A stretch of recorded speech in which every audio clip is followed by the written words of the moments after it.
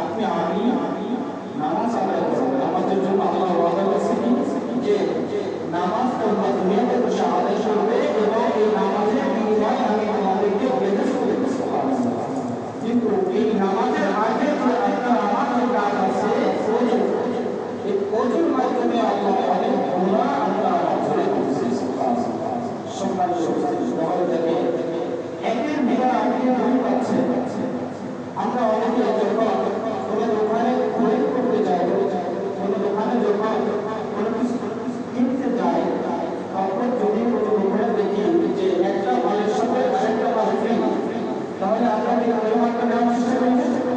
সম্মানিত তেমনি ভাবে আপনার নামাজের সাথে ওযুর যে আমলগুলি, ওযুর যে সবগুলি, এগুলি আল্লাহ রাব্বুল আলামিন আপনার আমার জন্য ফ্রি রেখে দিয়েছেন।